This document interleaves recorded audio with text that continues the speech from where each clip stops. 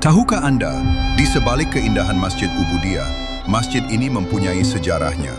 Pernah menjadi masjid negeri, bagi negeri Perak dan pembinaan terganggu akibat Gajah Sultan yang mengamuk.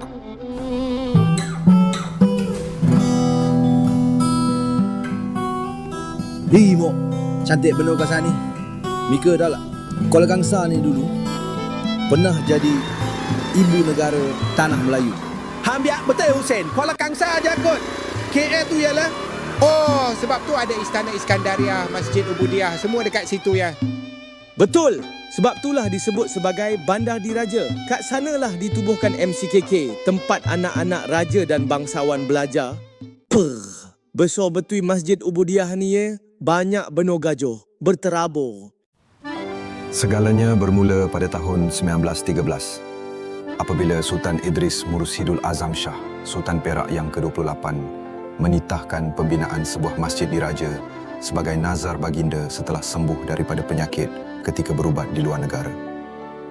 Masjid ini bakal menjadi mercu tanda keimanan dan simbol kekuatan rohani umat Islam di negeri Perak. Reka bentuk masjid ini diilhamkan oleh seorang arkitek British berbangsa Muslim, Arthur Benison Hubbard, orang yang sama di sebalik pembinaan stesen kereta api Kuala Lumpur dan Masjid Jami'. Dengan gabungan elemen Mughal dan kolonial Islamik, Masjid Ubudiyah menampilkan sebuah kubah emas yang megah dan menara-menara putih yang menjulang langit. Reka bentuknya adalah gabungan gaya Indo-Saracenic Revival, kubah bawang emas setinggi 140 kaki, 4 menara utama dengan catri, dan 16 turret hiasan. Pembinaan masjid ini dijalankan dengan penuh ketelitian dan menggunakan bahan-bahan binaan berkualiti tinggi yang diimport khas dari India dan Itali. Namun, tidak semuanya berjalan lancar. Ketika proses pembinaan sedang giat dijalankan, tercetus satu peristiwa yang mengejutkan. 2 gajah diraja milik kerabat telah bertarung di tapak pembinaan, menyebabkan kerusakan besar pada marmer Itali yang mahal. Insiden itu menangguhkan kerja-kerja pembinaan dan memaksa pengimportan batu marmer baharu. Masih dalam kelam kabut itu, muncul tokoh-tokoh ulama yang menjadi tonggak moral dan rohani proyek ini. Antaranya Pak Wi, yaitu Haji Wan Muhammad, Sheikh Abdullah Fahim, dan Tuan Haji Muhammad Zain bin Muhammad Amin, Mufti Perak pertama. Mereka membimbing pekerja tempatan, menjaga etika kerja, dan mengimbangi spiritual sepanjang pembinaan. Aktiviti pengajian ini begitu rancak dan teratur sehingga melahirkan keperluan untuk mendirikan sebuah institusi khusus bagi pendidikan Islam yang lebih tersusun. Di sebelah Masjid Ubudiyah telah dibina makam Diraja Perak, tempat persemadian para sultan, termasuk Sultan Idris sendiri. Dibina dengan penuh adat dan kehormatan, makam ini menyimpan jenazah beberapa Sultan Perak terdahulu, permaisuri, dan kerabat diraja.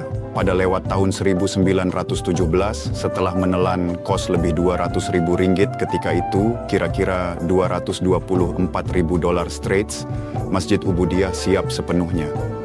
Pembukaan rasmi masjid ini dilakukan oleh Sultan Abdul Jalil Karamatullah Shah, pewaris baginda, menjadikan masjid ini juga pernah berperanan sebagai Masjid Negeri Perak sebelum peranan itu diserahkan ke Ipoh.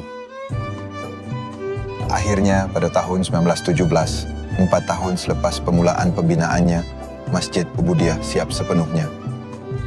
Malangnya, Sultan Idris tidak sempat melihat masjid ini berdiri megah kerana baginda mangkat sebelum pembinaannya selesai. Masjid ini kemudian menjadi tempat istimewa dalam sejarah Diraja Perak dan terus menjadi nadi keagamaan bagi umat Islam di Kuala Kangsar hingga ke hari ini. Masjid Ubudiyah bukan hanya binaan batu dan marmer. Ia adalah warisan. Ia adalah doa yang dizahirkan dalam bentuk seni. Dan ia adalah tanda kasih seorang sultan kepada rakyat dan penciptanya, Rabbul Alamin. Ubudiyah berarti penghambaan paling telus lagi abadi dari seorang hamba, yaitu martabat nafsu paling bersih lagi suci.